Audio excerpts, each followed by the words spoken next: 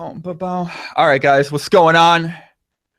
We're here. We're live. Welcome to a brand new Poker Live podcast. My name is Joe Ingram, aka Chicago Joey.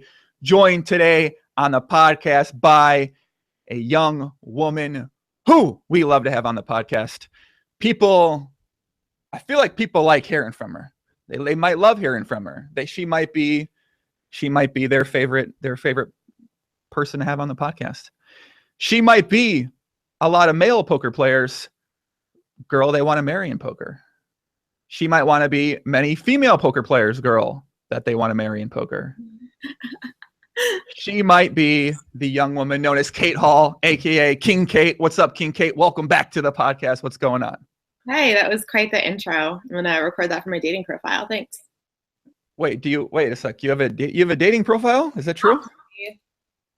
Not What's going on, Cate? You left the World Series of Poker. You're in Arizona right now, huh? Yeah. How'd the series go? Give us, a lot of us have been following along on Twitter. I saw you out there a couple times. How would you describe your World Series of Poker this year?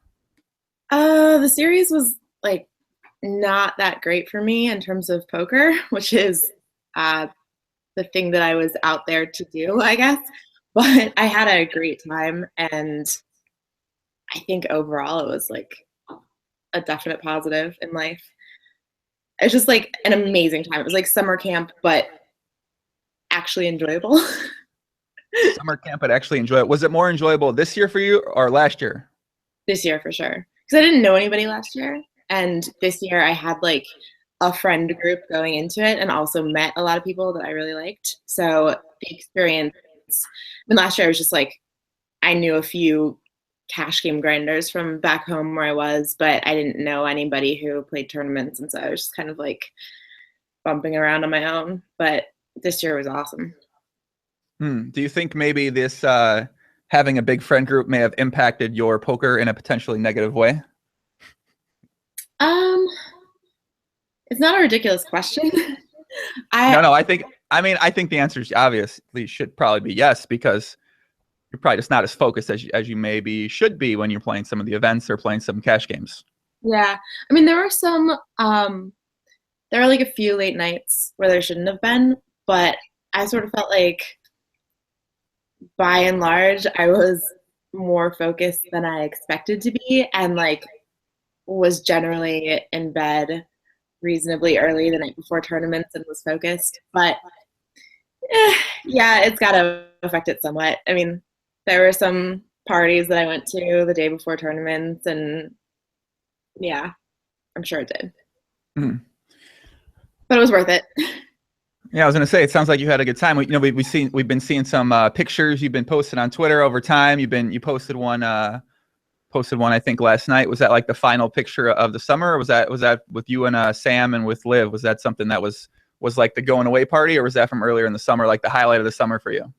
That was sometime around the 4th of July. Me and Liv and Sam and Justin Bonmo had a day where we just hung out and were completely sober. And and had like, it was one of like the top 10 days of my life probably. It was just an amazing, perfect day, and I love the photos from that. I hadn't posted any from when it actually happened, so I posted one yesterday. But I had like probably 3 of the best days of my entire life this summer, hanging out with friends and other people. So I guess in retrospect now, we talked about this a bit a second ago, but having these best days of your life, I know when I have some of the best days of my life, they impact my ability to focus on poker for a sustained period of time in one day greatly. So do you think that those have an impact after a day? I mean, you're sitting in a chair of these tournaments that are fucking draining. You're sitting there for 10 hours, for 8 hours, for 12 hours potentially. And I got to imagine it's hard to keep your focus at the highest level you can. Yeah, I mean, I think that's true. I sort of tried to like not have those days before like 3K to 10K tournaments, and save them for the night before the 888 or Colossus or whatever tournaments that honestly you can just sort of like phone in, because they're tournaments where you have such a huge skill advantage, but it's just about like weathering a bunch of variants, and it doesn't matter if you're really on your A game. So for the most part, I think I managed to do that at least.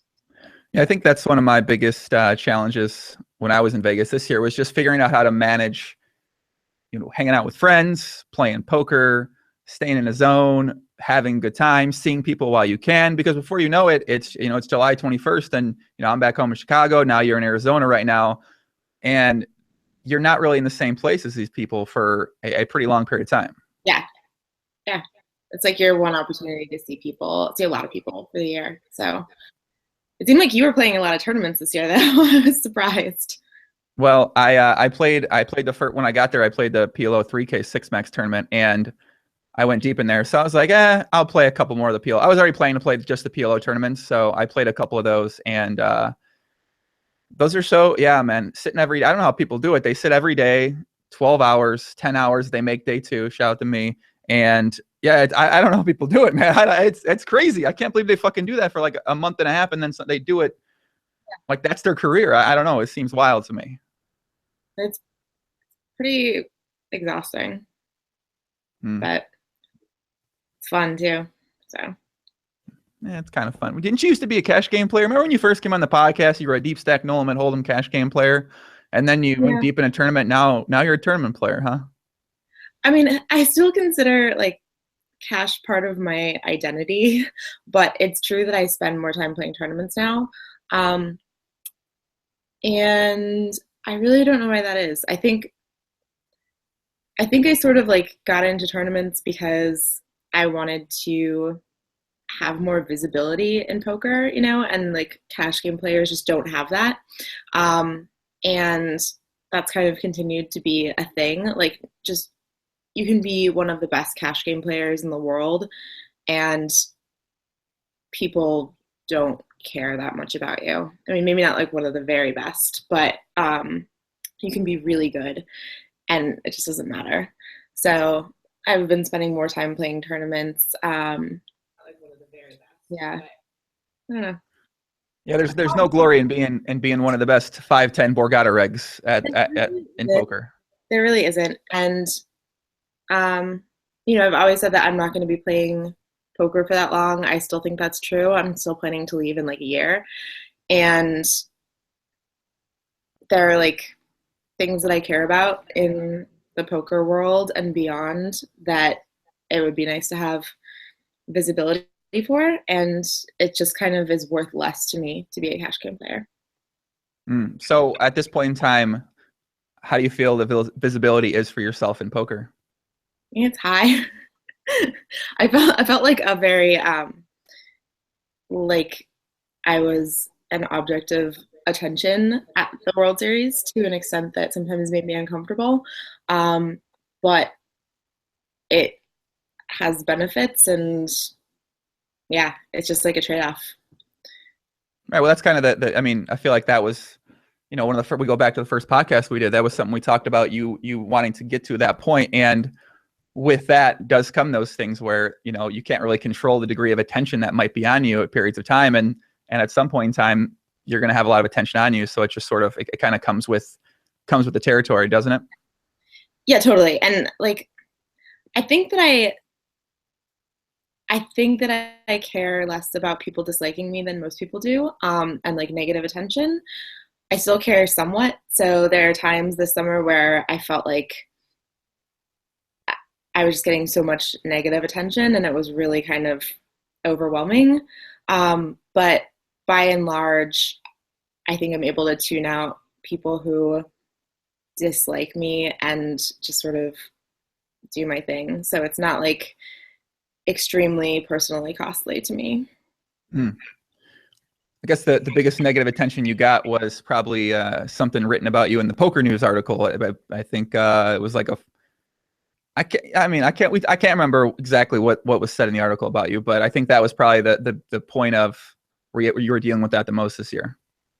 Yeah, that felt like it sort of like came to a head with the Poker News article. And that was about, like, it was kind of connected to a couple things that had happened this summer. So first I made a joke about I was playing like a 5K turbo, and there were 3 like older players at my table, over 60, who were not very good, and they all got like picked up and moved to late reg tables and replaced by like some of the best players in the world. Right. So I made a joke about that, and Matt Glantz and a couple other people said that it was hypocritical for me to make that joke when I would feel unhappy with somebody making the same joke about women in poker. And I like thought about it for a while, and I decided that it was a little bit hypocritical, and I apologized for it. I said, like, you know, I wouldn't want somebody to say this about women in poker. I think stereotyping is fine, but when you like do it publicly in a public format, it influences the way that people view different demographics. And I think that that's something that I have a problem with in this other context. So it wasn't appropriate for me to make it in this context. So I apologized for it, like within a few hours, and like an unqualified apology. But this asshole, Marty Derbyshire at Poker News, still like wrote an article about it and how I was like a hypocrite and on a hair trigger. And I really think that it has to do with the fact that I had, like, along with some other poker players, said that he should be fired a couple months ago for something that he wrote that was like just like ridiculous and terrible journalism. And he's had like a number of things. His MO just seems to be to like write the most inflammatory thing he can to generate clicks, and just it doesn't matter if it's journalistically valid or like just a horrible thing to say about somebody. He just does it. So I think it's kind of bullshit. But yeah, the article was pretty nasty toward me, I think. And again, it's like a situation where I didn't feel like that personally affected by it, but I felt like it's just so unreasonable for somebody in his position to be doing that it like offended my sense of propriety. And I was just like, this guy should be fired for doing this. And I kind of think that's the case. Well, technically, he doesn't attack everybody, because he did write the nicest article that anyone's pretty much written about me this year.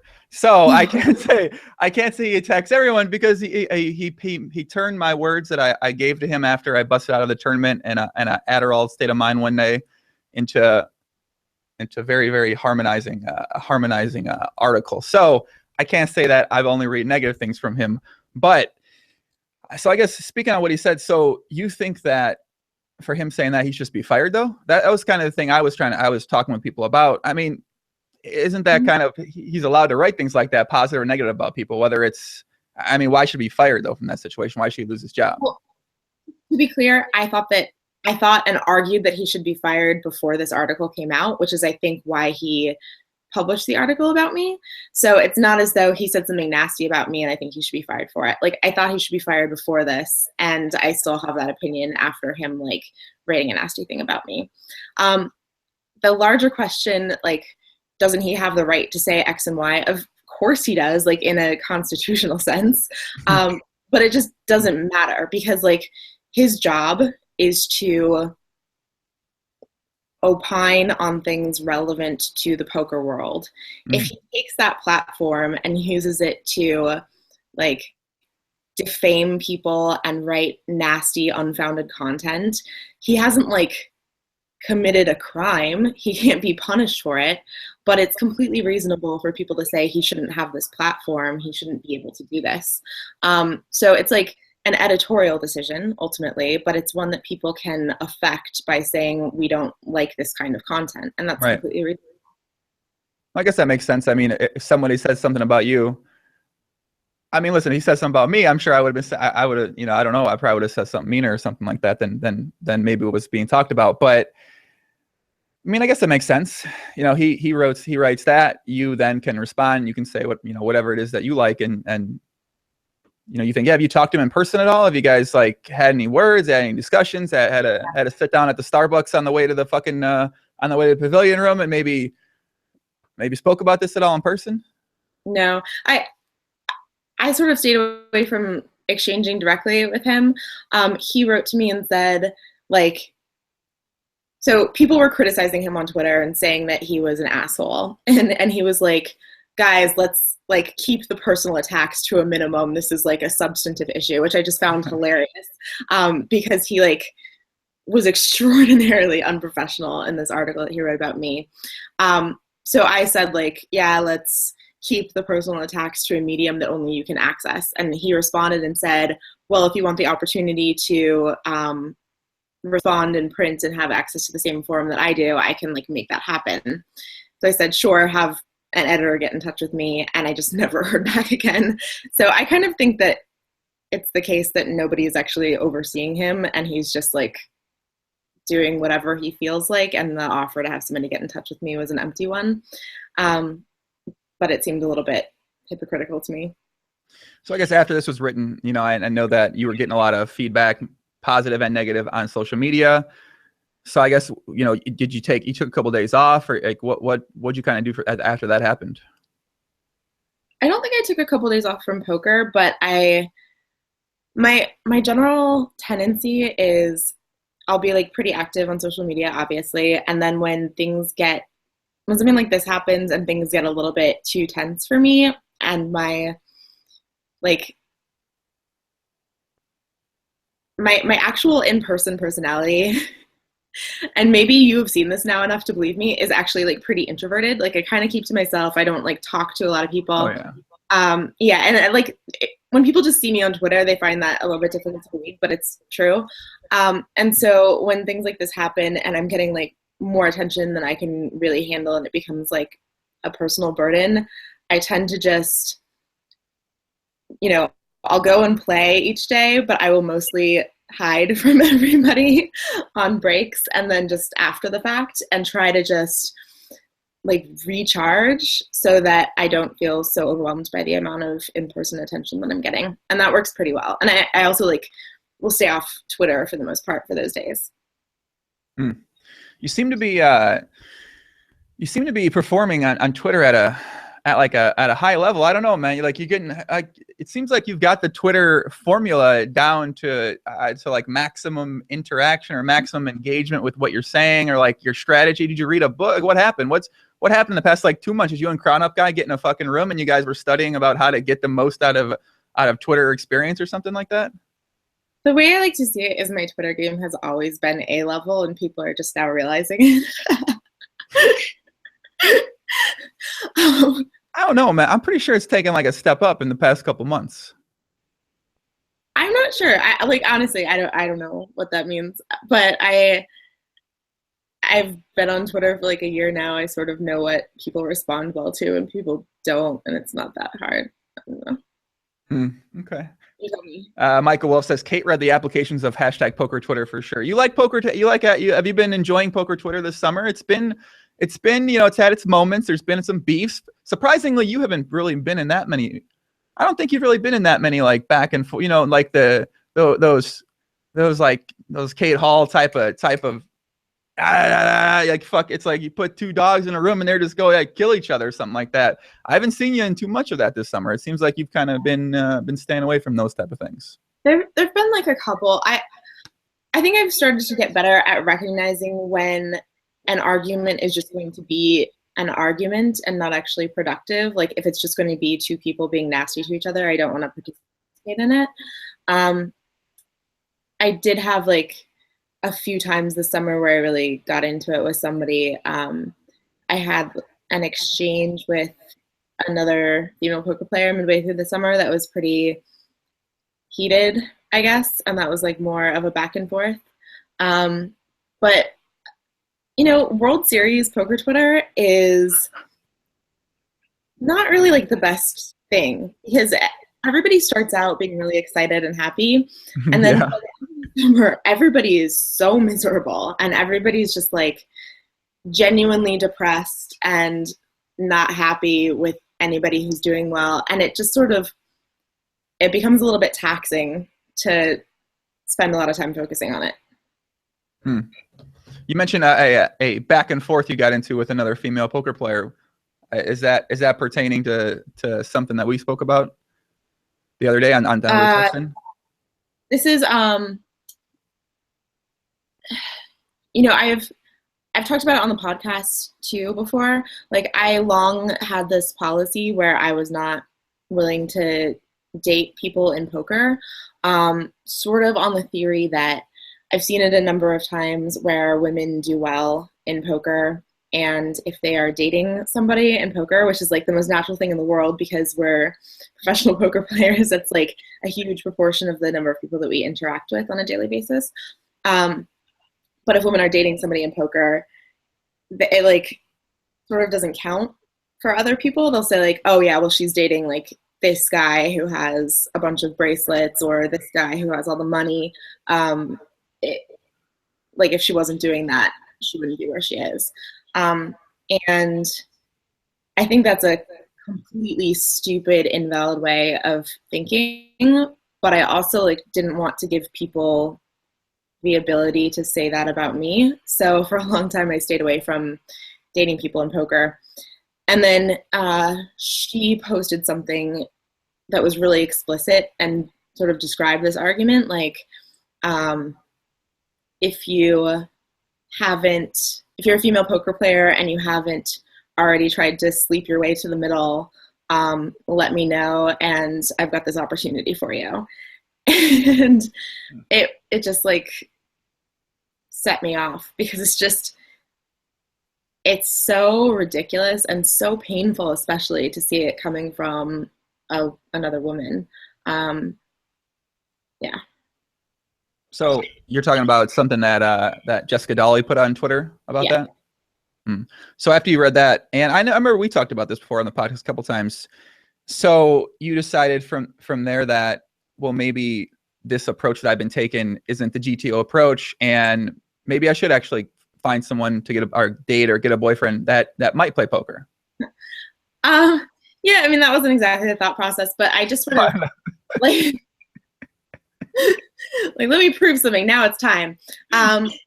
No, but I just like the end result of that was for me to realize that it was really stupid to give this argument any weight in my personal decisions, and that people will find something to criticize regardless of whether there really is something to criticize. So I should just do what I want in my personal life. And I sort of started dating somebody partly as a result of that. I guess I started dating them I both started dating them and started dating them publicly, both as a result of that.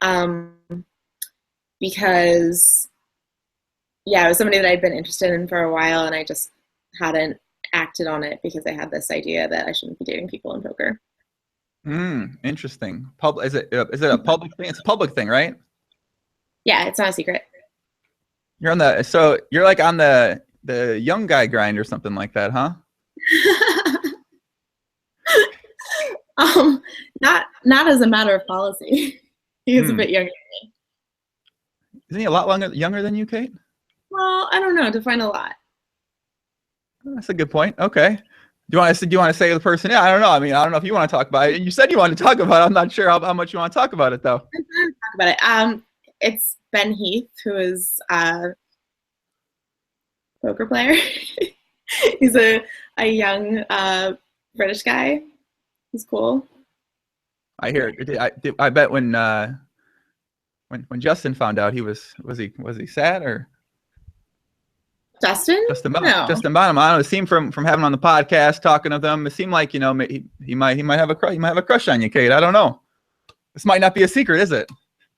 No. He was like, "Oh, that's great." He was happy for me.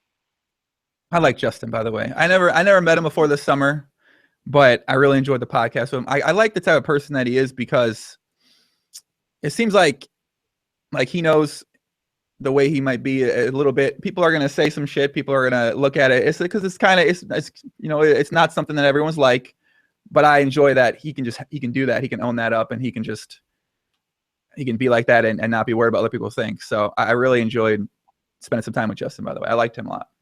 Yeah, he's great. He's just he just does his own thing. He does what he thinks is right, and I really admire that. And he's also just amazing to hang out with.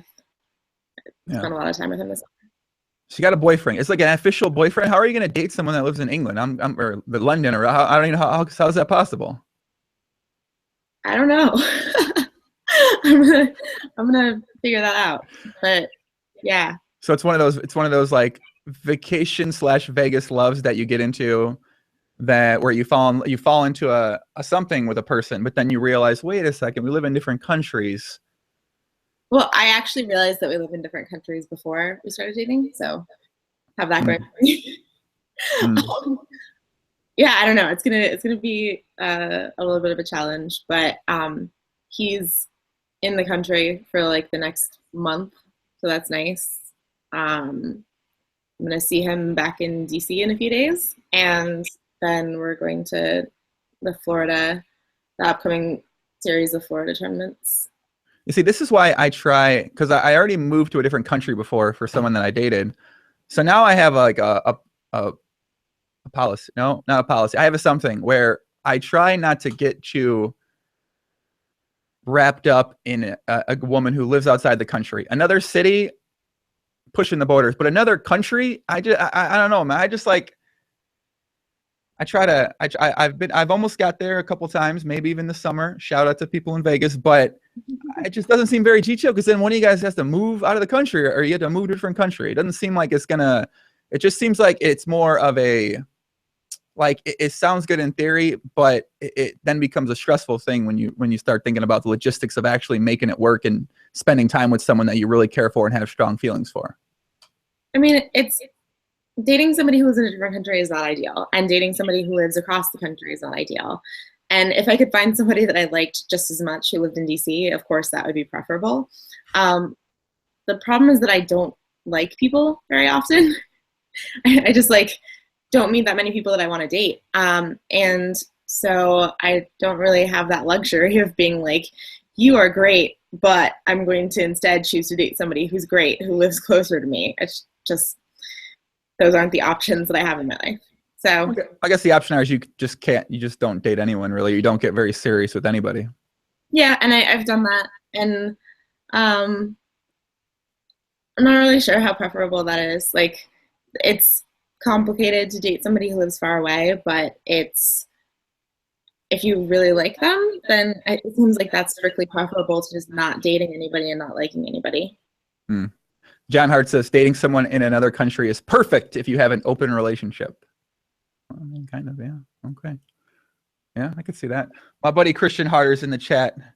I swear to fucking God, I looked at this guy's face every single time I was in the Rio playing. I don't know how it's possible. Every tournament I played, I directly saw Charter either getting a massage, which he got a massage. Charter must spend a lot on it. Do you get massages, Kate?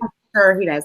I get them like very infrequently, maybe once every couple months. Are these guys backed for massages? Like, they're getting a massage so long. Like, Charter's getting a massage for like 7 hours at a time. It just, what is wrong with his body where he needs to get a 7-hour massage playing poker? I just, like, I couldn't, but I did enjoy seeing his face, by the way. Charter, shout out to you. You know, one of my favorite people in poker.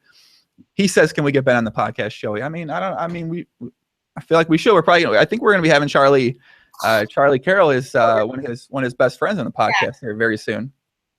Yeah. I suspect that Ben would not enjoy being on the podcast, but I don't actually know. So Charlie is like his best friend. Do you think Charlie would enjoy being on the podcast? I really don't know Charlie because he wasn't out in Vegas this summer. So I can't say, but if he's agreed to go on the podcast, I assume that he doesn't have a problem. I was trying to pick up a tell on you there, kid. I was trying to pick up a tell on you. So a tell. Let me get some shout outs. Hey, you want to give a shout out to anybody watching out there right now? I don't know who's watching. Charter. Hey, Charter. What's up? What's up, puppy? All right, what else we got out here, man? Monsler. What up, Monsler? My boy, Evan. What up, puppy? John Hart. Balls Deep. What up, Balls? Michael Wolf. Wim Rosenboom. Allie. Adam Beanstock. See a lot of regulars in the chat. Welcome, guys. If you didn't catch the podcast yesterday with Jason Moe, you can find it on my YouTube channel on iTunes. I'm going to be podcasting tomorrow with Kate's host in arms, Dan O'Brien. It's going to be at 4 p.m. Eastern. So you started doing a podcast called Fighting Chance. Yeah. Because I had like a motto. I had a catchphrase for it. Fighting Chance, because you have a fighting chance to make it in the poker world. Something like that. But I can't remember exactly what it was. So you did a podcast. You got 4 episodes out. It's on iTunes. If you guys haven't missed it, if you guys haven't seen it, go check it out. Look up Fighting Chance. It's in a different style than most podcasts. In my podcast, for instance, it's produced. It's got some music. They got a host. I thought it was an enjoyable to listen to. I thought it was fun to get a look behind the scenes and see how people are thinking when it comes to poker. So why'd you decide to go ahead and do that podcast, Cate? It's still happening. So we've put out 5 episodes so far. 5. Okay, 5 now. It's something that Dan had the original idea for, and he contacted me about it a little bit before the series. And it just seemed like an interesting, my personal reason for doing it is it just seemed interesting. I've never had an opportunity to do something like that before, and I thought that it would be a cool experience. And it's really kind of cool to take part in an NPR style podcast where somebody is picking stuff out and creating a story for you. But the idea behind the podcast is just basically that it's chronicling our journey through the World Series and giving people an idea of what it's like to be there, be a professional poker player, and sort of the title is sort of has 2 meanings. You have a chance, fighting chance, but also you're battling against chance, because I think that part of the purpose of the show is to sort of demonstrate what a taxing thing being a professional poker player can be emotionally, and especially a professional tournament player, because it has to seem from the outside like the World Series is just the greatest thing in the world as a professional poker player, and in many ways it is, but most professional poker players leave Vegas down for the summer. I did, and it's challenging to deal with that. So that's part of the focus of the show. Have you gotten any feedback from people that you've encountered at the Rio or around Vegas at all? Yeah, I've got a lot of people just come up and say that they enjoy the podcast and that they hope it continues into the year, which I don't think it will, but that's nice. Well, why not continue doing it? Why not take people? Because I like the format. I like the style, because I feel like, and actually it kind of inspired me to think about doing a show, not the normal podcast I do, but do it, because one of my biggest things is I wanted to create something that non-poker players could listen to. Because I feel like with these podcasts, I just don't think if you're not a poker player, you could really listen to this and have an understanding of really what's happening or what we're talking about. And I wanted to create a show that people could understand what I'm saying and what the people are talking about and get a better understanding of how poker works. And your guys' show was one of the first things I listened to, where I was like, oh, this is good. You can listen. I can show my mom this. She can listen to this and get a better understanding of what exactly it's like to be a poker player. So why wouldn't you keep doing the show throughout the rest of the year, or just try it for a couple more months? I think that it's primarily our perception that there's a lack of audience interest in it, because the World Series is such a special thing. It makes sense that there would be a bigger audience for a show that's focused on the World Series and is of sort of a more limited duration. I think that it's something that both of us would probably be willing to do if there was interest in it, but I just don't know if there is. I guess my take on interest is, I don't necessarily, I guess care isn't the right word, but I don't think about if there's interest. I like to create it, and then if I enjoy doing it, then I enjoy doing it. And then if some people watch, then that's awesome. And I think what will happen with yours is you'll find that if you keep doing it and you keep putting it out there and putting it out there and putting it out there, more and more people are eventually going to catch on and going to listen to it. So at first, maybe, a couple hundred people, or I don't know how many, whatever people are watching or listening to it, might respond. But after a while, if it keeps up, well, then you build up an audience over time, and then you have a lot of people who do demand it or who are interested in it and do want to see it. Yeah, that's possible. I don't know. There's not a zero chance that we'll continue it after the summer is over, but it's kind of it's also a lot of work because of the way that it's done, we actually have a production team, and it takes time to record it and edit it and put it into the sort of package that it comes out as. So there are like costs associated with it. Cost, man, oh my God, I haven't paid. I paid my production teams. Ike, how much you get paid? Ike's on the beanbag chair, guys. He just got back. He just got back to town from Vegas. No? Yeah, Ike works for free, man. He said I don't got to pay him anything. So shout out to Ike, by the way. He's over on the beanbag chair. I don't know, where's Ike? Is he here? You want to come on? Kate's here. Remember Kate? You met her at the Mexican place at Sapphires. No? Ike said he might come on later. He's on the beanbag chair, Kate. Is Ike Haxton really in your apartment? No. I'm looking at him, right? He's got the glasses on and everything. I'm staring at him right now. Kate, Kate, remember? Okay, yeah, Ike's here, yeah. Okay, $50 free roll if you can show Ike Haxton right now. Oh my God, where are the glasses at? I can show Ike Haxton right now. Oh, I'm so tilted right now. Where are the glasses?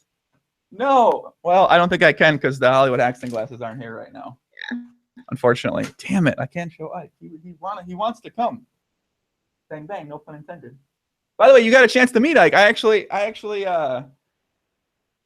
took the steps because I knew that you two wanted to meet each other. So I took the steps to put that in place this year. How was it? You guys got to hang out for a little bit. He's great. We also hung out like at the very end of the summer. There was a party that Liv and Igor threw, and we hung out for a bunch of that. Is he still one of your favorite people in poker? Yeah, he's hilarious. Really fun to hang out with. I agree. Hollywood Haxton, man. He's definitely who are your favorite people? I mean, I already know your favorite person in poker, and that's Liv Worry. So who are like after this summer, you getting to hang out with people, you get to spend some time with people. Who are the people that you're feeling the most? Who are the people that you enjoy spending time with the most in the community right now? I mean, I have such a special relationship with Liv. I love her so much. But Liv, Igor, Justin, Sam Abernathy, Scott Seaver, Jamie Kerstetter, Matt Hogan, who else?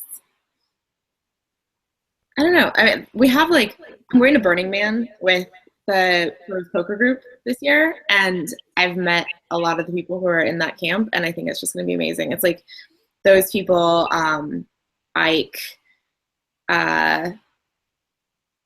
else? Like Steve O'Dwyer, who I also just met recently and really like, Mandy Baker. Yeah, there's just like a big group of people in poker that I really, really enjoy, and it's so nice. What about, is Ben on that list? He's already on the list. He's already established he's on the list. Separate. Ben is on a separate list, yeah.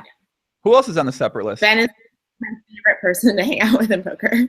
Who else is on the separate list? That's the only separate list. People I am dating go on the separate list. Okay.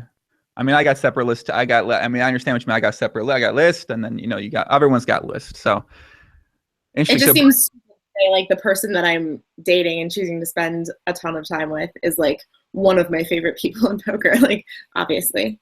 So you're going to be one of the Burning Man people this year, huh?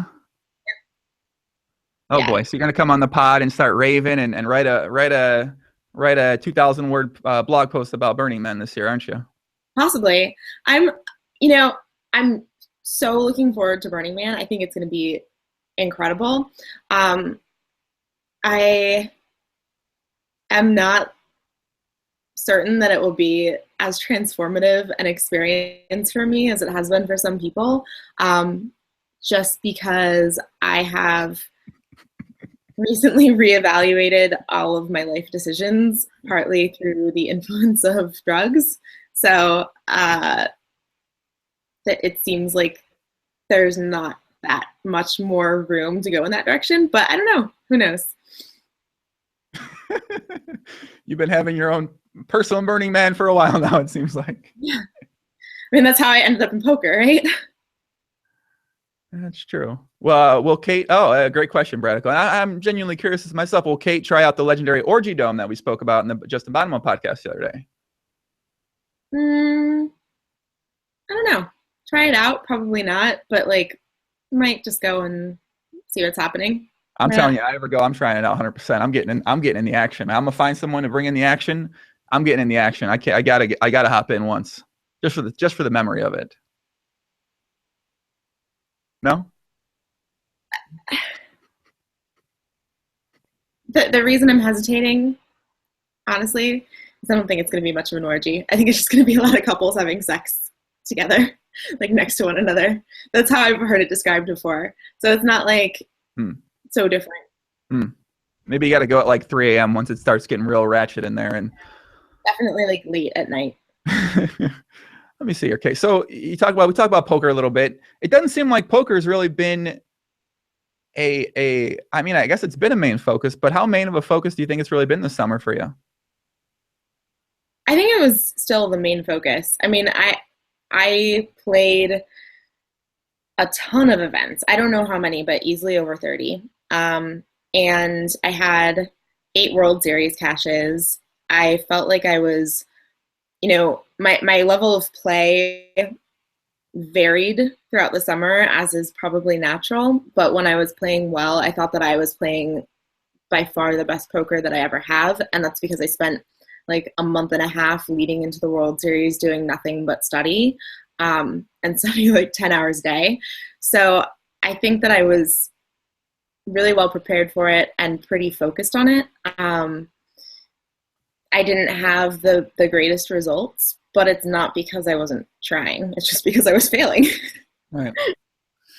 Yeah, I think, like a challenge for a lot of people is that a lot of poker players, they all have a lot of friends at the series, and figuring out exactly where your priorities are and what you want your time to be about, whether it's you want to make a lot of money or want to have the most success you can at poker, you want to have No, you froze it.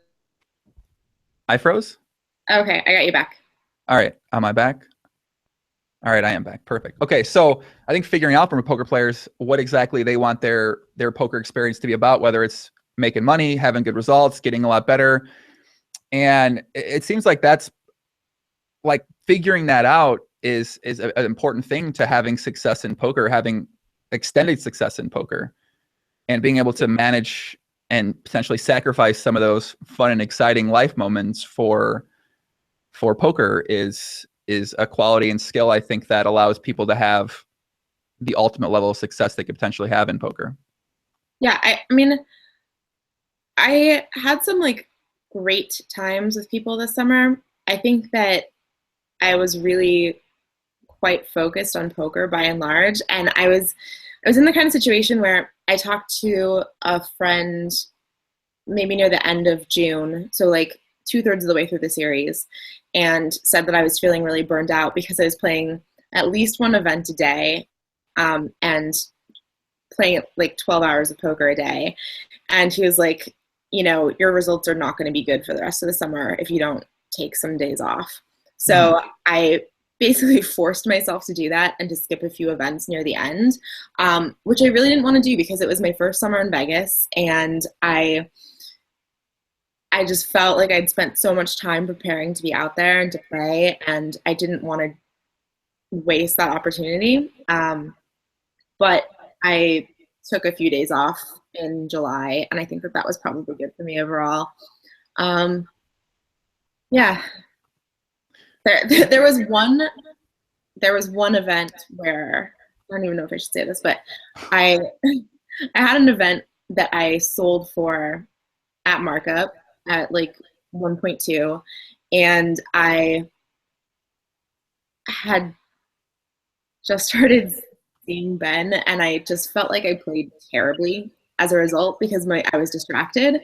And so I wrote the guy who I'd sold action to and told him what had happened and offered to refund the markup, and like then took a couple days off so that I wouldn't do that again. So I tried to like give myself some allowances for social stuff affecting my play and give myself like reasonable allowances, but to be as focused on poker as I could be when I was actually playing. What was the biggest event you played? What were the events that you played this year for the most part? Most of the events that I played were like 1500s, but I played like a lot of the bigger events, there are just fewer of them. So I played 2 10Ks, I played 3 5Ks, a bunch of 3Ks. I played the Bellagio Cup at the end of the summer, and it was just going so well until I lost like a 100 big blind pot with kings versus ace king all in pre, and that was just like the end of the summer for me, because that was after the main, and I was just like, this is it, this is going really well, this is going to be like the one where I get unstuck for the summer. Right. Yeah. It's like over, and I was like, okay, I'm not going to play again. Yeah, losing in the big tournaments hurts quite a bit still. Losing in the main hurt. The main was a very disappointing experience for me this year, because I had like fewer chips every single break of the main. I made it to like around dinner break. No, I made it to the second break of day 2, but it was just like my stack slowly dwindled the entire time, and it was pretty demoralizing. It's interesting, Cate. Interesting, Cate. So I guess from here, summer's complete. Where do you go from here in terms of poker? I don't know. I'm gonna be traveling some, so there's a chance that I'll go to the Borgata Summer Poker Open, I guess, that starts in like a week, and I'll be back out on the East Coast, so it'll be relatively convenient for me. And then I'm going to Seminole Hard Rock is having like a really good series for the first half of August, which culminates in like 4 big events. They have like a $5 million guarantee, and then also a 2K, a 1K, and a 25K all at the end of the summer. So I'm going to be there for like a week and a half and just grinding those tournaments. I think it'll be fun. And then I go to Burning Man, and then I have no idea what I'm going to do after that. I'm thinking seriously now about just putting everything that I have in DC in storage and traveling for the next year. But I'm a little nervous about it, and I don't know. I'm going to take some time to think about it before I do anything. Any idea for where that traveling might take you, or is it kind of up in the air right now? Yeah, I don't know. It would be like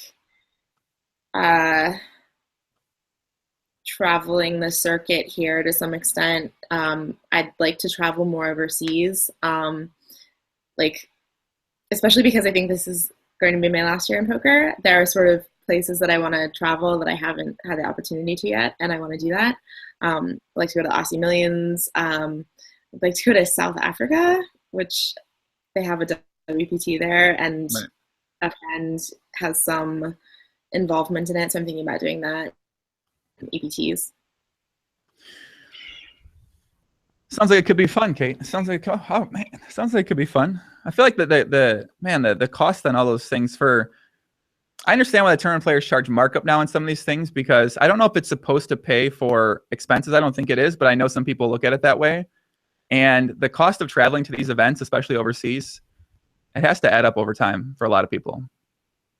Yeah, it's very expensive to be a tournament player. I think it's between expenses and rake, it's extremely difficult to be a profitable tournament player. It's much easier to be profitable just like staying local and grinding cash. But like maximizing my profitability over the year is not actually necessarily at the top of my list of things that I want to do, because I'm not in this for the long haul. I want to have like good experiences. I want to sort of take big shots, and it just doesn't matter to me if I make an extra like $30,000 staying home and grinding cash, but in the grand scheme of things, that's not worth a ton to me. So when you stop playing in a year, is that where you're just going to play some events once in a while, or you're done, that's it? I think I'll still play occasionally because I love poker, and it's hard to imagine that I would be fine with just giving it up completely. But I won't be doing it for a living, and I'll just be like picking events that I want to play and have an actual job. An actual job? Are you going to go back to practicing in law?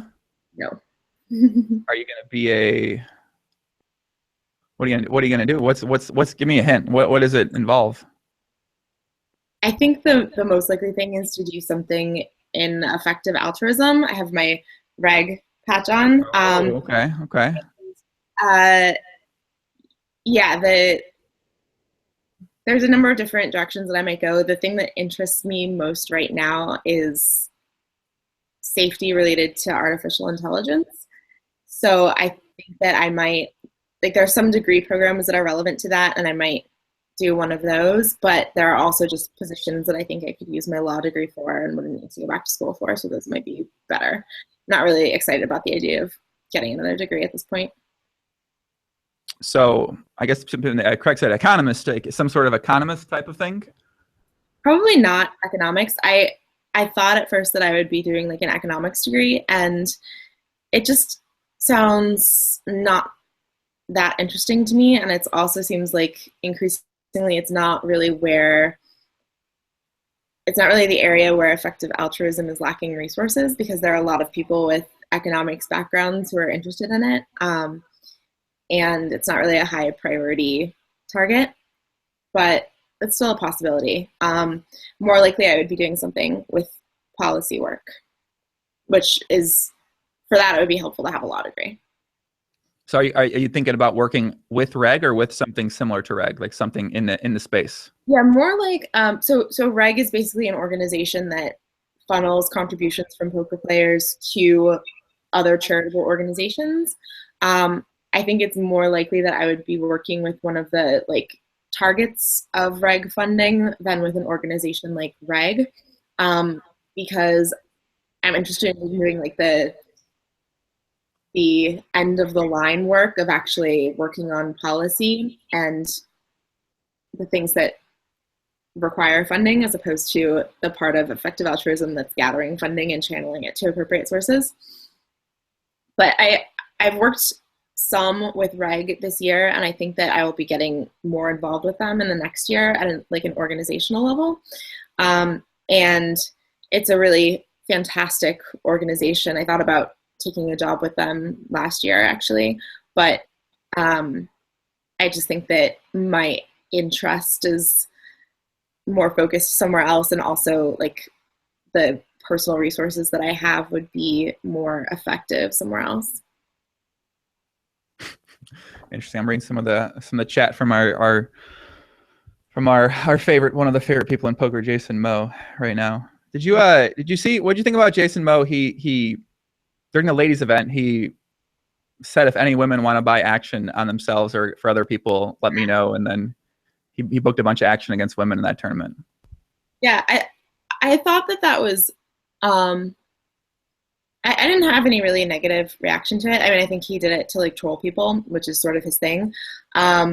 He offered me 2.7 to 1, which I found really flattering because I think it was one of the highest. And I didn't book action with him, but I used that to sell action to people at 2.3, which was awesome. It was just like, Jason thinks it's 2.7, so you should pay me 2.3 for my action.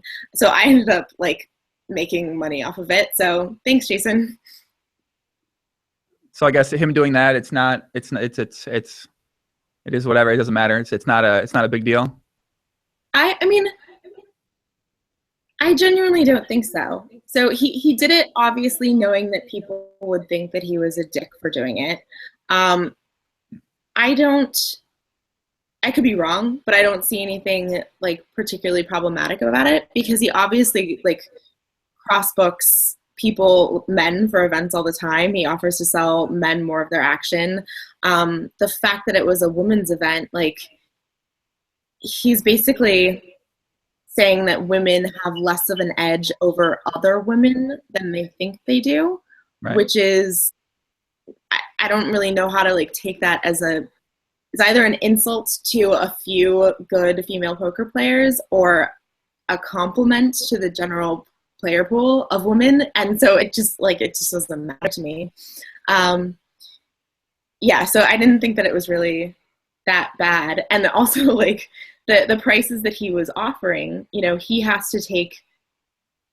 like effectively saying through the prices that he is offering that he thinks that female poker players, like the ones that he was putatively targeting, are big favorites over the field, like him offering me 2.7 or whatever it was. So like, if you look at it the way that I do, that's just flattering, and I don't really care. Yeah, I think what he said yesterday was that he just thought the structure in the event was not very favorable to skilled players because the blind just went up so fast that he thought it would be a good bet, which I guess it turned out to be correctly in this instance because no one really punished him at all. Yeah, I mean, like I was never going to buy action at the price that he offered me because I find it impossible to think that anybody has that big of a skill advantage in a tournament with that type of structure. Like, it's just so fast. You start with a pretty short stack.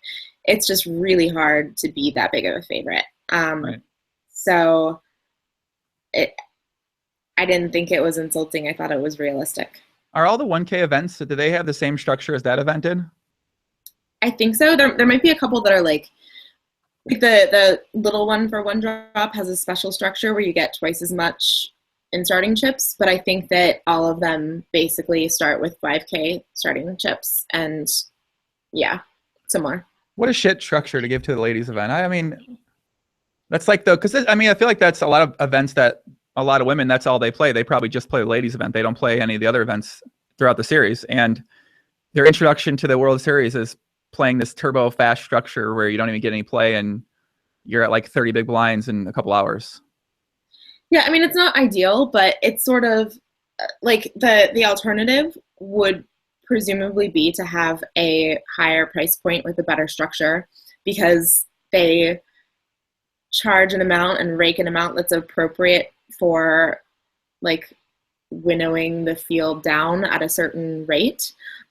So you could have like a significantly better structure with like 15K starting chips, like the monster stack, but I think you would need to rake more and you would probably have fewer women who are interested in participating because of it. So I don't know. It's not good.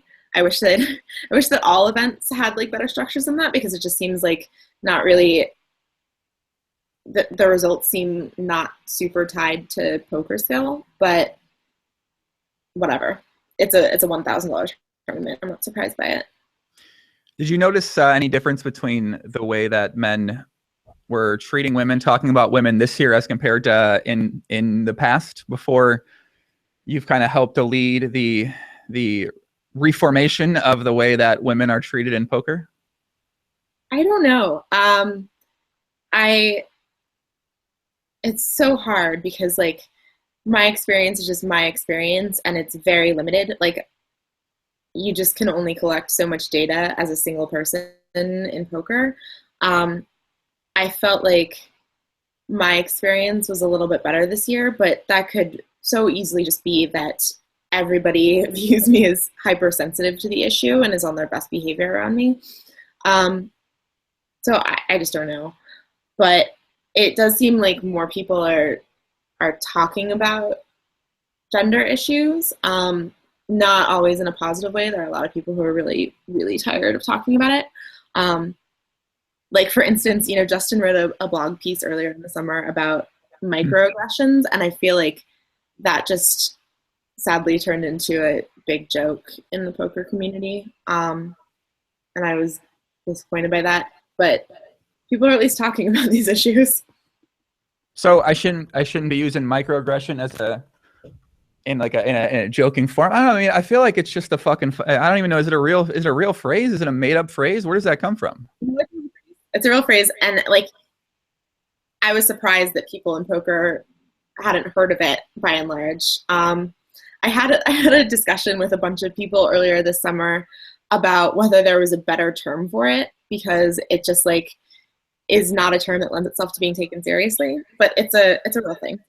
It's like instances in which somebody says something that is not intended to be harmful, but that like reinforces a stereotype about a group of people. So like a comment that I get frequently is, you play really well for a woman. And that the person who's saying that doesn't intend it as an insult to me. They mean it as a compliment, but it does convey that their expectations for women are low. And if you hear that over and over again, you sort of get into the mindset of, okay, women are being judged on different standards than men, and I don't need to aspire to be as good as the best male players. It's enough for me to be like the best among women. And I think that that's an attitude that is hard to escape in poker because of the way that women are sort of separated from men and treated as a different category of players. And I think that it hinders women's performance to some extent. Yeah, I know that from, I think it might actually have been Jen. I remember, I think I said that to Jen Shahade went like along to when I first started, you know, like really doing more podcast stuff about you're good for like a woman or something like that. And ever since then, I've noticed when other people say things like that too, and say similar comments to that. And yeah, I do find that people still say things like that quite often, especially in private conversations. Oh, she's good for a girl, or you know, those type of things. And I don't know if that, I guess it's like one person at a time sort of thing. If you can affect one person at a time, then eventually there could be a snowball effect down the road, and then people will stop saying it. But it seems like a lot of people that play these live poker tournaments are going to keep saying things like that for the most part. Yeah, and you know, context with all these things matters a lot. So like something that's said between friends in a private conversation, I have much lower standards for that than something that's said to like a random woman at the poker table. Like if I hear men sort of publicly making statements to unknown women at the poker table, I'm like much more likely to care and potentially say something than if it's like two people having a private conversation, because the effects are just like much more limited. And also it's sort of like the joke that I made earlier in the summer that I got in trouble for, like joking about older players being worse. Stereotyping is both necessary and reasonable in poker, and it doesn't really become a problem in my mind until it is like publicly being conveyed repetitively to the target group in a way that like influences other people's perceptions about that group and also influences the perceptions of the people within the group. So private conversations matter a lot less than public ones to me.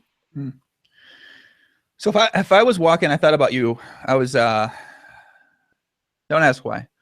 Okay. I was walking through the Harris Casino one time this summer at like 4 a.m., maybe going back someplace. I'm not sure why I was there, but I walked past a live 1-2 table, and I saw a seat open with 3 women to the right. And I was like, I kind of wanted to sit in the game because I felt like it'd be a good game at any time. I mean, is that a micro, is there something out of line about that statement? Is that a bad thing to think? No, I mean, like I said, stereotyping is necessary and reasonable. And if I saw 3 65-year-old players or 3 women at a table, I would be more likely to take that seat than if I saw a bunch of 25-year-old dudes in hoodies. The problem occurs, I think, when you like sit down at the table and are like, I saw there are a bunch of women here. Like,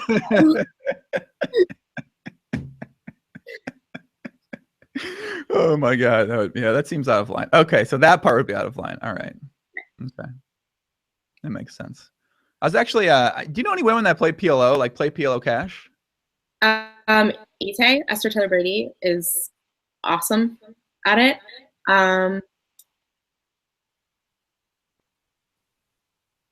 There aren't any others that immediately come to mind. I'm sure that there are some, but I don't myself play PLO, so I'm less aware of that like group. Melissa Burr plays a ton of mixed games, but I don't know if she plays PLO specifically. I think she might be more into the limit games. Mm-hmm. Yeah, I don't know. Actually, I'm trying to find these 2 women. So I was playing a session at the Rio, and at my table there was 2 women who, okay, the one was they're over 40, both of them were, and they were playing deep stacked PLO, and it seemed like they played a lot of PLO. I'm trying to find them. I want to get them on the podcast, Kate. I think one was friends with Mike Dentale and a Borgata regular. Okay. She had glasses, dark hair. I want to get her on the podcast because she played. It seems like she plays a ton of PLO, and I was like, I've never seen a woman who's over 40 playing PLO cash in my life. I've never seen it anywhere. So I just want to find these two older women that were playing PLO. It was the same day as the ladies' event, I believe. So maybe that was why they happened to be there. I don't know. I never seen it before, Cate. I got to say, I'm trying to find more women in PLO. How can we get more women in PLO, Cate? What do you think we can do? I think what you should do is ask some people who play PLO, because I'm just like ignorant as to what people play. So ask like Christian if he knows women who play PLO, somebody who plays PLO on like a daily basis. Charter knows all the women in poker. He's the ultimate friend. He's Mr. Lay. Charter's a man. I love Charter. Whew. Me too. Oh, Charter.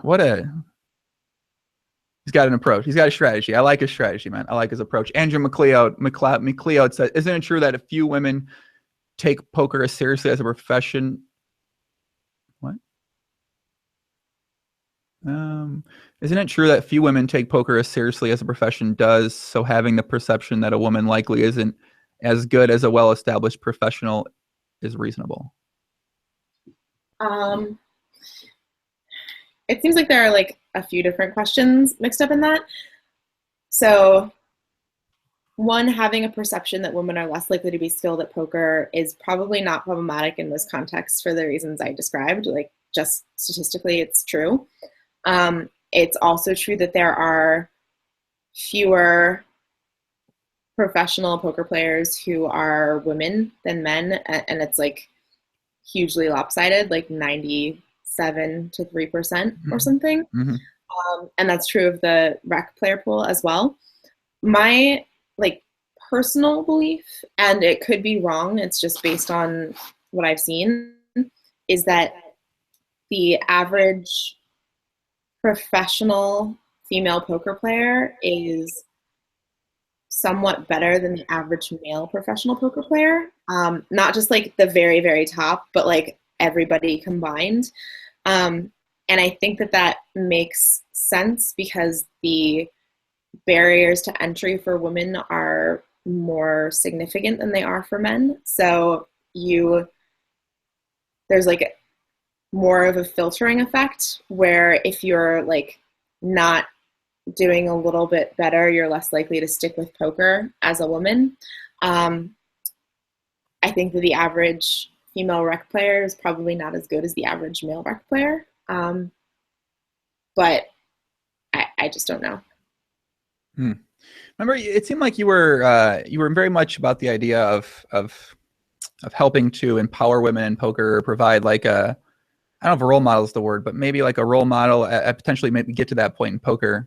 When we first chatted, is that something that you're still interested in doing, or is that something that you're not as interested in doing as you might have been before? In being like really good at poker? Yeah, and being someone that leads by example, that somebody can ask questions to, whether they're thinking about getting into poker, they want to, they have something they're dealing with, or being that sort of figure in the poker world. Yeah, it's definitely something that still interests me. I am not planning to be in poker for a long time, but that's always been the case. And while I'm still doing poker, I want to be as good at it as possible. And I'm really working hard to improve as much as I can so that I have the best results I can. The fact that I did not do particularly well at the World Series should not be taken as an indication that I'm like less dedicated than I once was. No, I don't mean by that. I don't even think results really have much to do with it. But just, I mean, in terms of being someone that, I guess, like, there's always people that I know. I know this young Indian woman, for example, this Indian girl. She really looks up to certain poker players. Really looks up to them a lot. Like, they're her inspiration. Like, her dream is to be a professional poker player. Shout out to Muscanis. I'm sure some people probably met her that are female poker players this summer because she tries to meet all of them. So she has these women in poker that she really looks up to. She looks to them for advice. She asks them for advice, and I don't think it really depends. It doesn't even necessarily matter what their results are. It's sort of independent of their results, but they've sort of been figures. They're people like Liv, for example. There's someone that, if she has a question, she'll try to answer them, or she'll try to get in touch with them or look for them for advice. So I guess, is that something that you find happens with yourself now, or is that something that you want to be? Because I mean, you kind of have to want to be that. You kind of have to want to be a person who is open to talking to random women out there about how to make it in poker, about give them some advice, or, you know, give them some motivation, or give them some words of encouragement for this goal or dream that they might have to make it at poker. Mm-hmm. Yeah, I actually haven't been like approached like that very many times, but I've tried to be as receptive to it as possible when it has happened. Yeah, like I think it's good to encourage women to play poker. That was like part of the reason, honestly, why I played the ladies event this year, because I've never played a women's event before. I think that they're stupid. But somebody told me that I should play it because I've been like a vocal advocate for women in poker, and that it would be good to have like conversations with women who are interested in participating more. And that seemed like a valid reason for me to play. So I did. Yeah, I feel like I'm always like struggling against myself a little bit in situations like these, because I'm just so competitive and self-motivated that when people ask me for help or advice, I have to like get over the tendency to be like, no, I did it myself. Why can't you? But I don't think that that's actually that healthy of a response. And so I do try to overcome it. And I think that I've been able to in the case of women who've asked for assistance.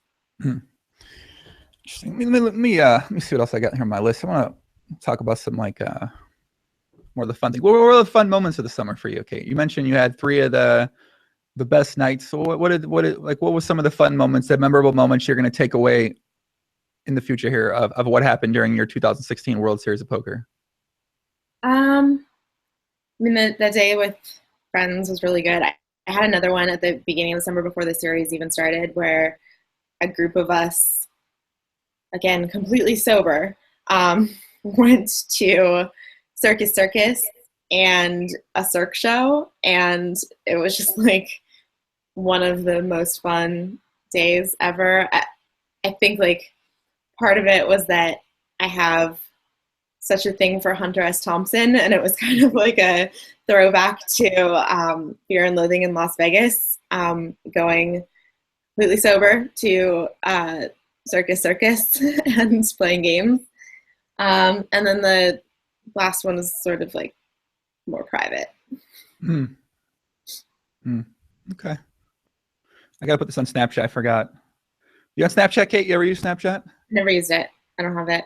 All right, hold on a second. Yeah. Whoops, wrong one, wrong button. I'm trying the Snapchat thing. I don't know. During Vegas, it was a lot more fun. I Snapchatted all my 3 AM experiences, which was every single night. But now, not as fun when I'm back home. All right, Snapchat. I'm here with the King, Cate Hall. Why are you called the King, by the way, and not the Queen? I don't think we've talked about that on the podcast. Yeah. There's not like a real reason why. Somebody just like gave me the nickname at a table one time, and it was basically because I got dealt kings a lot, which is a super lame reason to have a nickname, but I liked the sound of it. There's like just alliteratively, there's something nice about King Cate. And there was one time when I was talking to you about it, and you said like maybe it's a little bit not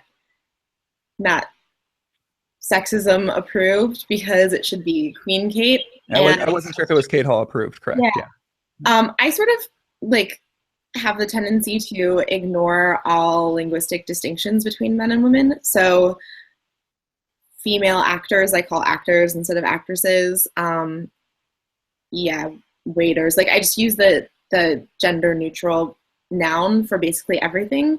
Because I think it's like it's not a big deal to me. I don't really care, but I think it's a little bit silly that we have different actual nouns that we apply to men and women. So like saying king as applied to a woman is not like a big statement to me. It's just like whatever. Well, you didn't like the Ice Queen idea. Ice Queen, yeah. You suggested Ice Queen, which I didn't like because I told you look like her. When you had the blue hair, you look like her. Yeah, but it has a pre-established connotation for women who are bitches. And I told you that, and you're like, oh, I didn't know. But it's something that I've been called at different points in my life by people who just didn't like me. And so, yeah, it's not the nickname that I would choose for myself. I mean, you look just like the Ice Queen. I didn't know Ice Queen had a negative connotation to it. I saw a photo. I don't know why I was thinking about like the Queen, and I was like looking up different words of the Queen, and I saw Ice Queen, and she looked like you with the blue hair. And then I did have blue hair. Yeah. I used to have blue hair too. I don't really have. You can't really see the color anymore. What happened to your blue hair? It just washed out eventually. And I had it like red pink again earlier this summer, and it sort of faded out, and I decided not to redo it just because it was time consuming and I didn't feel like investing an hour in that when I was in Vegas, but it'll be back. Are you going back to blue, or are you going back to red and something else? I think probably red, just because it's really easy to do at home. Blue, I actually have to like go to somebody and get it done, and that's kind of high maintenance for me. But well, I'm definitely getting my hair done again. That was one of the best decisions I ever made, was putting color in my hair. I gotta say, it was a very good decision. You were one, definitely, you and the girls at Whole Foods were very positive influences on my life when it comes to getting color in the hair. If I can make one difference in the world, I hope it's that. It's something. Well, I mean, you got me. I remember remember I mentioned the Marty thing. I talked with him. I actually mentioned your name, and he said, what have you like learned from the podcast? I said, well, I've learned about the idea of treating women and men the same from my friend Cate Hall. Like, we've talked about these things a lot, and I feel like that's one of the biggest things I've learned. And yeah, so I did. I don't know if it was included in the article, but I do know I said that. So you've influenced me on that part too, by the way. Thank you. That's really nice to hear. Influenced me that way. Guys in the chat, I'm gonna take a couple questions from Twitch or from YouTube. I see a lot of people out there. Let's get some more shout outs. Show of Force, what's up, puppy? Jose and Kate, my favorite flamingo couple. Yeah. Tim asks, what is your blue called exactly? I'm not sure. Mimosa, what's up, puppy? John Hart, who else we got? My name ain't Earl, what's up, Earl? Butt Farm, I'm hesitant to give you a shout out after you call this an interview. Wiedemans, what up, Wiedemans? Ruben M, X Moda, Nocturnity 7, Michael Humphrey, Hootie K, Massacre, Gonzo Jones, Poya, Musa Viejo, let's go, puppy. All right, word. Okay, I'm going to find some questions here. Joey, ask about Helmuth. What does Kate think about his behavior towards her? I assume that he's like referring to, I did Poker Night in America a couple months ago, and he like made a statement when he sat down at the table that I was smart and sexy because he knew that he asked where I went to law school, and I said Yale. And he's like, oh, smart and sexy. And I don't know. Helmuth is Helmuth. He's just gonna say whatever he wants. I don't really care. Yeah. Like, how can you even really get that upset by anything that he says at the table? He's just who he is. Right. Yeah, he's something else, man. He's something else for sure. What did Ruben say? Ruben said, puppy. Can you ask her about the tattoo on her arm? What is it about? Did you get a new tattoo, by the way, since the last time we talked? Nope. I seen him just yeah, all the same tattoos. This is Battlestar Galactica. This is a character in Battlestar Galactica. Starbuck, aka Kara Thrace, has this tattoo, and I just liked it and got it sort of on a whim, as I've gotten all of my tattoos. There's almost no tattoo have I put more than a day of thought into before getting it. You haven't, or you have? I haven't. So all the tattoos you've gotten have been on a whim? Yeah. Or on dares. Yeah. On dares? Mm-hmm. You better hope like Liv's not watching this. She's going to dare you to get a tattoo for fun now. That'd be fine. I would do it. Yeah. Oh, okay. I just don't care. Can anyone dare you, or just like has to be certain people dare you? It has to be, if I'm going to do it on a dare, it has to be somebody who I care about impressing. Live qualifies. And it Ask has to Cate, be like a really good idea. ask Cate what else she's done for dares. That's a good question. I got a tattoo of somebody's initials on our second date as a dare. You mentioned that, yeah. Yeah. Do you still have those No regret. initials on your body? Yeah. It's a tattoo. That's sort of how it works. But like, you can get them removed now. You can get them covered up. You can get something. You don't have to like keep it there forever. You can, but like I just don't care that much. I mean, my philosophy on tattoos is sort of they are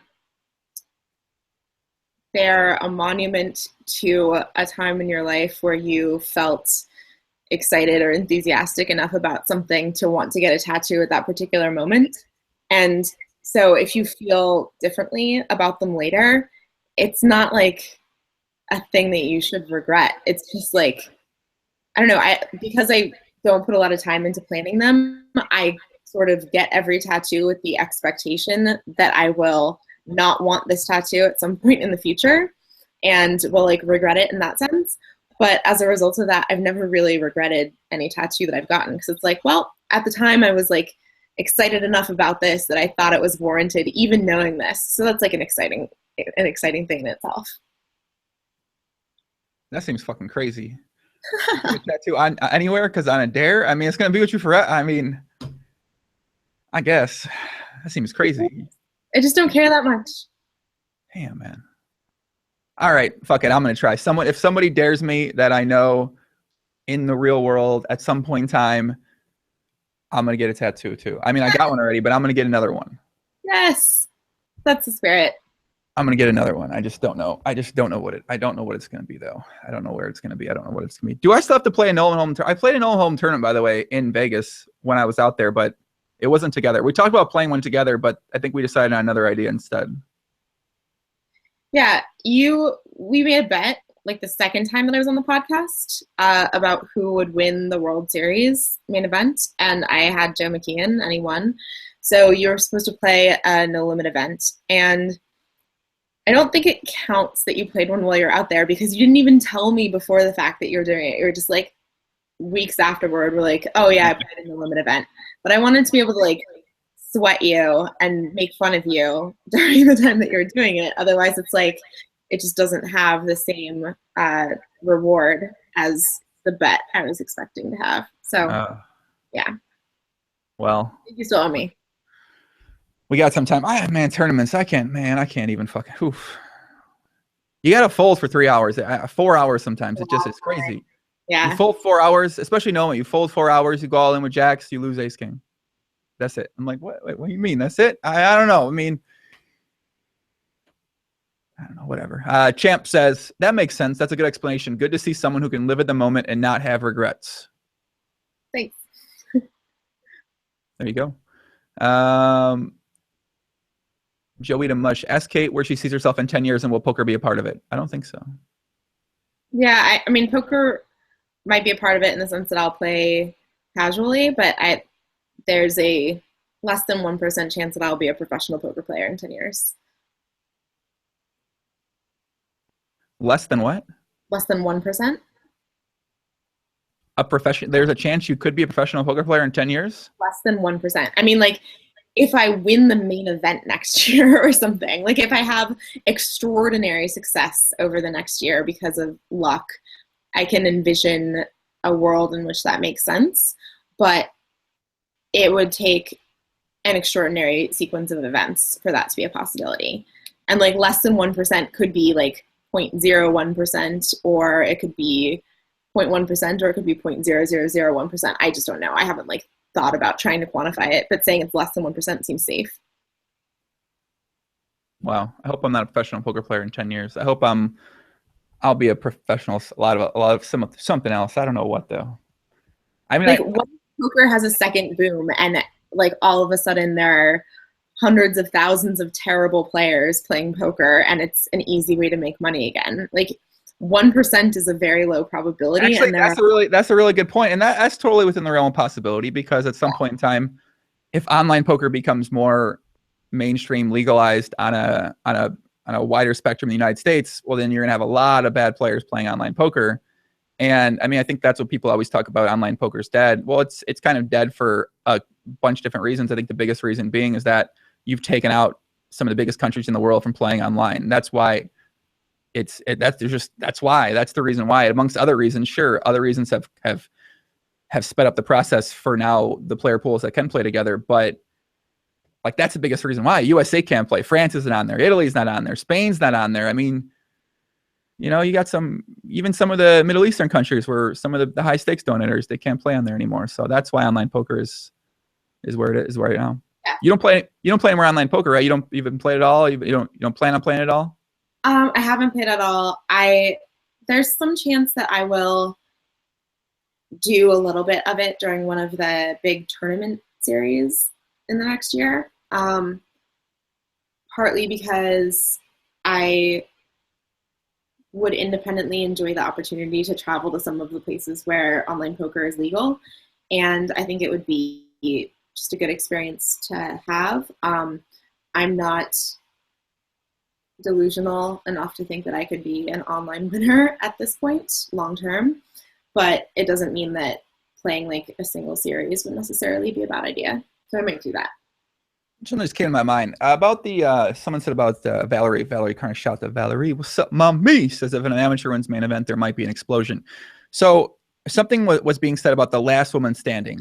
So what is people's issue with the idea of using the last woman standing in terms of media type of stuff? Because I feel like a lot of women out there who are fans of poker, who play poker, they care about who the last woman standing is. Like they find that interesting. But you think that's is it not proper to say that in some context, or what's the issue that people have with the last woman standing? Yeah, that's something that I've thought about a fair amount in like the last year. I just think that it sort of like reinforces the idea that women are not competing against men, that they're primarily competing amongst themselves to focus on who the last woman standing is. And I think that if it were applied to any other demographic, it would seem insanely weird. Like if you had who's the last black man standing, everybody would be like, why is that a thing? Like how low are your expectations for this demographic that you have to like be like, hey, congratulations, you made it to 31st place, and that's really, really spectacular. You should be proud. So, like, the fact that they pause the main event and have everybody clap when the last woman is eliminated, it just, to me, like, reinforces the idea that women are, like, an alien within the poker community and are judged by different standards. I grant that it can also have some, like, positive effects because it's nice. It's like, I like the fact that some of my friends get positive attention for their accomplishments. And it's nice seeing that rewarded. But I think on balance, it's just a negative thing to focus on when the last woman is eliminated. I had a WPT final table where I finished in 5th and I did an interview after the fact. And the woman who did the interview was like, how do you feel about being the last woman standing? And I'm like, fine, I guess, but I'm more focused on the fact that I came in 5th in my first like WPT. That was a lot more exciting for me. So just like, it just seems like a weird thing to focus on to me.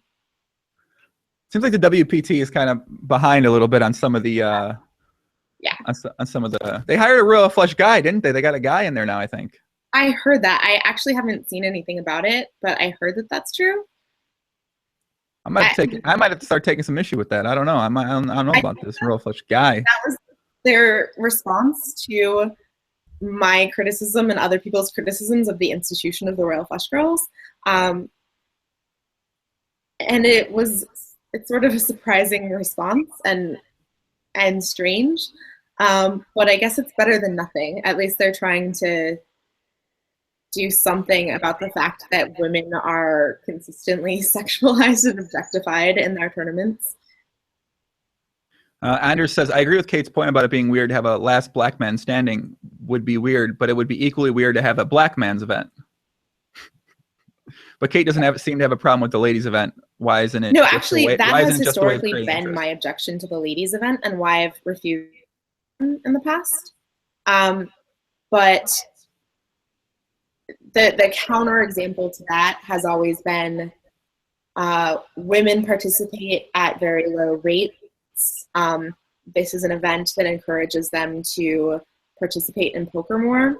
And again, I've always been skeptical of that response because there really isn't any evidence in it. There isn't evidence that women move from women's only events into the general player pool.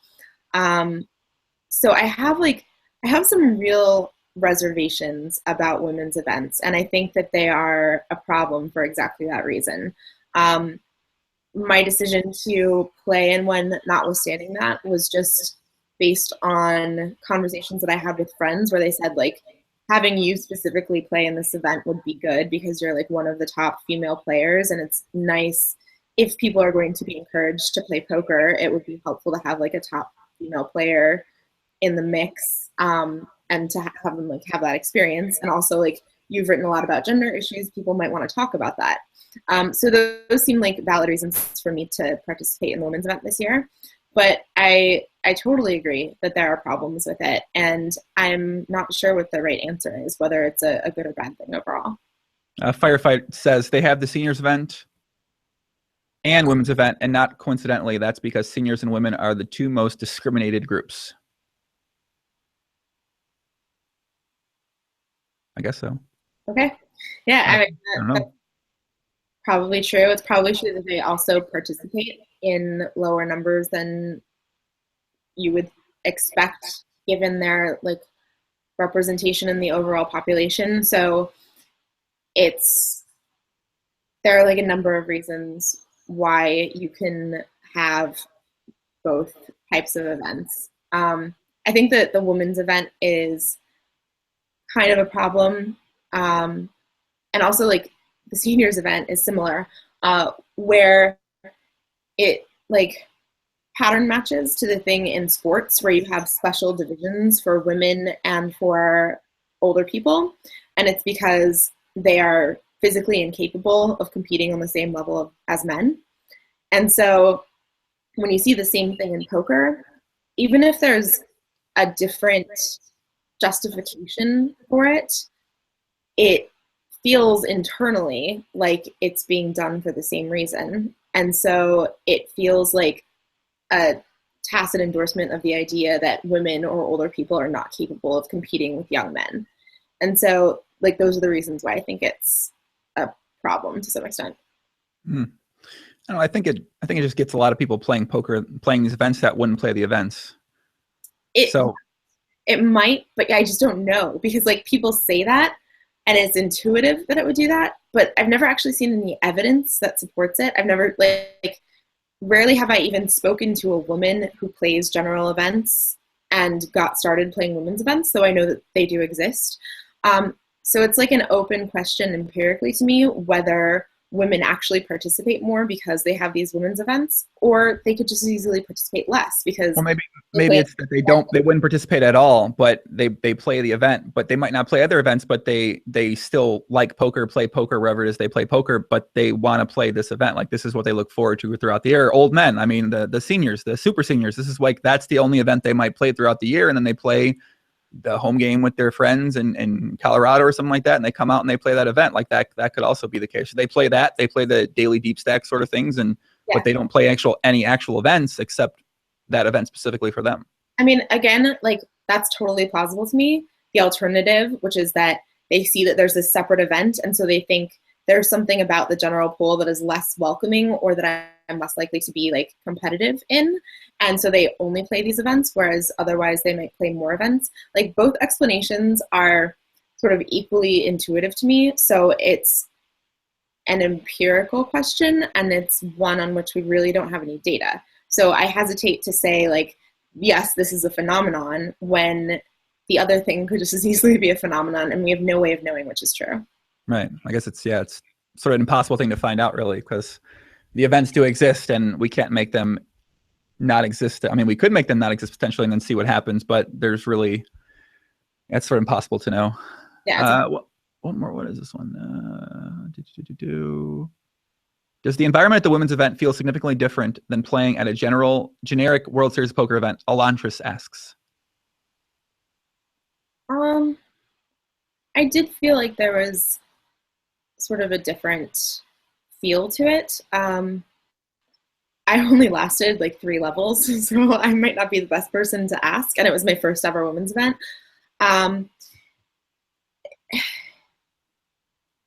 Yeah, it was sort of distinguished to me in that women talked a lot more at the table than they usually do. So it might be that they felt more comfortable. I would expect that to be the case. Otherwise, like not super different. Interesting. Actually, I didn't play any. I felt like the vibe at the PLO tables was pretty friendly, pretty good. There wasn't much stare downs, wasn't a lot of tanking, wasn't a lot of. I don't know, I sort of enjoy it. I guess maybe at No Limit Hold'em events, people are staring down people. They're quiet or something like that. I don't know. Sorry, I don't know how to make that be quiet. It's my parents' phone. I'm just gonna let it ring. They still got a phone. Why don't you answer the phone? See what's up. Yeah, Get them on the pod. Are your parents home? no, they're not. I was gonna say, man, when do you Mr. and Mrs. Hall on the podcast, man? Shout out to them. What else we got in die, Kate? Anything else that we anything else we got to talk about? Anything else on your mind? Anything else going on with you right now? I don't think so. I don't think so, man. I felt like we covered a bunch of stuff. I wish we could go more into this degenerate stories that you've got. Did you do anything you consider a degenerate story this year at the World Series? I don't think so. I don't know what the line between degenerate and not is. Didn't feel very degen-y, unless you count like, playing a lot of MTTs in a single day as degen-y. Well, how'd that work? Would you play like 3 or 4 or something like that? I played 4 twice. Played 4 events in one day twice? How do you even bust 4? You busted 3 events, 4 events? Yeah, you just like it's mostly low buy-in events. One day it was like a satellite, and I busted that a couple times. Yeah, one day there was a couple of like 1Ks and the online event, and I busted that. It's not that hard, honestly. Those satellites, man, I gotta say, the structure is kind of bad, but some of the worst players in the world are playing those satellites. Yeah. I wonder if it's like different. Yeah, I mean, sure, the structure isn't the best structure in the world, but the player quality in the satellites is quite interesting. Quite interesting. And that's why you end up like busting so many times, because they have terrible structures where you just like need to get lucky to some extent, but like the overall value is really good, so you just like keep rebuying. Yeah, I saw some people on Twitter pointing out how bad people played in the satellites, and they're like, "These guys play so fucking bad. Why are they play so bad?" I'm like, what are you talking about? Why are you gonna point out to these people how terrible they're playing? Like, okay, so in my satellite, I was playing the 25K PLO satellite. It was a $2,000 buy-in, and we're down to the final 3 tables, and what is there, 8, 16, 22-ish players left, 14 people got a seat. This guy stands up from the other table, walks over to our table, and starts talking about, man, you should see these fucking guys at our table. They've got this thing locked up. They're just fucking going to work, putting all this money in pre-flop. I'm like, dude, what do you, like, why do you come over here? And it's like, he's telling the whole table. I'm like, what are you doing? Like, okay, why don't you go sit down and fucking tell them that you shouldn't do that? Like, what is the point of you coming over here and telling people at this table that people are making these bad plays? Like, do you understand how fucking dumb this is? He's like, well, I'm like, you understand this is one of the dumbest things that you could possibly do. People are playing dumb. You're going to tell them they're playing dumb in the moment they're playing dumb. I mean, I couldn't believe it. And then I see on Twitter, I see some people saying that same thing. I just like, what are you doing? Why are you trying to educate the people in the satellite? Like, what the fuck are you thinking? I just blew my mind. It couldn't make sense. I don't know. Blew my mind, Kate. Yeah, it's pretty stupid to do anything like that. You're not one of those people educating people at the table, right? You're not trying to tell people how bad they played a hand, good they played a hand, nothing like that, right? Sometimes I have to bite my hand or bite my lip when it's like somebody who is being really obnoxious, like independently of poker skill, and they're doing stupid things, and I just so want to, but I basically never do because it's just idiocy to do it. Yeah. Killerbuck says one of those dummies busted me in the bubble of that event. Yeah, they did. I'm pretty sure it was one of those guys. He was trying to be friendly in a passive aggressive manner. I don't know, I feel like, yeah, maybe some poker players feel like it makes them seem like cool or one of the guys, or it makes them seem good if they talk about how poor other people are playing at the table. Like, kind of like they feel like it builds some camaraderie with another player at the table they perceive to be also good at poker. And also just like poker is very taxing emotionally because there's a poor correspondence between skill and results over the short term. And so if you are consistently losing, it becomes really tempting to sort of save your ego or save some sort of like good feelings by impressing upon people that you're actually good. And I understand the temptation. I think everybody has it, and it's just that most people learn to overcome it and to not tell people that they are better than them at the table. But it's a pretty understandable reflex when you're just like operating based on emotion and not based on what's really in your long-term self-interest. Did you play in the cash games this summer too, or did you just play tournaments at all? That's all? I played like a handful of sessions, maybe like 5 or something of cash. I've started to tend to not play cash during tournament series because I feel like I play worse during tournament series. And I think the primary reason for that is just that I get really impatient after just folding all day and I want to play pots, and I don't have enough patience to play cash well at the end of a day. I'm just like, yay, I can like play so many more hands because we're so deep, and I just end up getting myself in bad situations. So until I develop the discipline to play well after busting a tournament, I'm trying to not do it. That's the problem with some of those hands that you perceive as hands you can play in deep stack, no limit hold'em. Sometimes you get yourself in some tough spots. Yeah. And I think also you're sort of you're out of your focus is on different sort of form of poker. You haven't necessarily been studying as much. You haven't been thinking about deep stack as much. So I think that's just going to hurt the way that you really play, and especially in deep stack live games. Those deep decisions matter so much for your overall win rate. So if you're not playing those deep decisions well, probably better off just not playing. Yeah, that's been my theory over the summer. No. Last question, and it's not a good question. So actually 2 questions. One, okay, if you had to give some advice to people now, women especially in poker, how to make it in poker, what steps to take to make it in poker? Because I'm sure there's a lot of women watching this that don't watch the podcast ever because they're fans of Cate Hall. What would you tell them? I don't know. I mean, I don't think it would be any different than what I would tell a man, which is study, work hard at improving. Yeah, I've spent a lot of time studying in the last 6 months, and I feel like it's made an enormous difference in my game.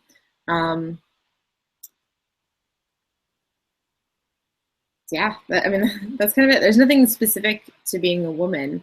The steps are the same, like work hard, make friends in poker who are at a similar level to you or better so that you can discuss strategy with them. Yeah. Pretty self-explanatory, honestly. I wonder, I don't think I know how I would even answer that question for people, how to make it at poker, at live poker. I'm not even sure how you make it at live poker. Like make it at live cash, make it as a tournament player, a live tournament player. I'm not even sure what I would tell people how to make it as a live tournament player. I don't know. It's really hard. Know. It's really hard. Like, I feel like to make it as a live tournament player, your personality and your ability to network and your ability to build relationships with people is sort of an important quality to have, in addition to your ability to work hard and your ability to get better at the game. I think like that's a thing that allows people to potentially have more success at tournaments, playing bigger buy-ins or having bigger scores, if you're good at that quality. Otherwise, you're never going to be able to get in that part of the thing. I mean, there's other ways to do it, but I think that's a path that a lot of people can take. I think that's a very possible and feasible path for people to take in the poker world, in the tournament poker world specifically. Yeah, I think that I've gained more of an appreciation recently for how much stuff other than skill matters, honestly. Like for cash players, just being able to get into good games it makes all the difference in the world in terms of your profitability, because not all games are public and not all of them are at casinos. And if you can get into big, soft games regularly, you have an enormous advantage in trying to make a living in poker. Tournament poker is a little bit less that way because it's typically open to the public, but just being able to like play bigger events, sell at higher markup, things like that, they make a lot of difference as well.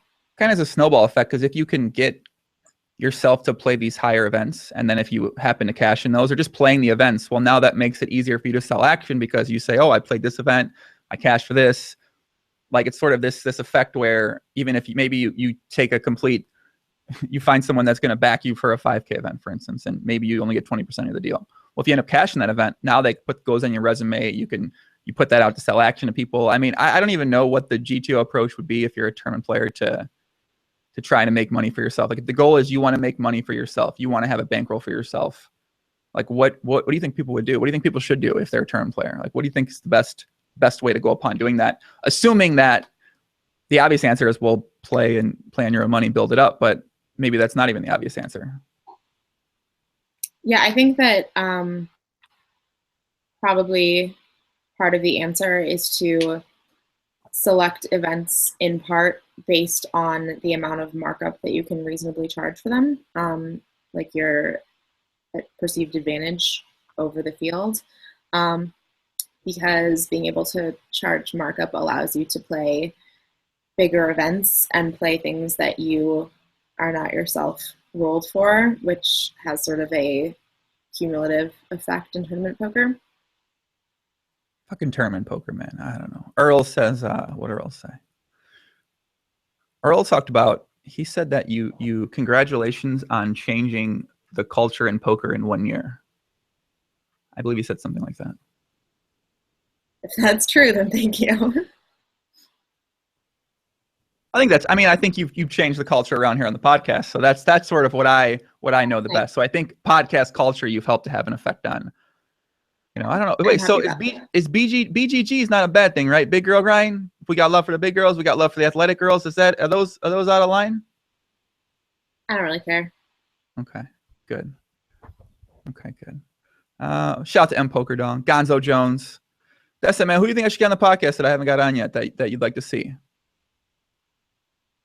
Liv.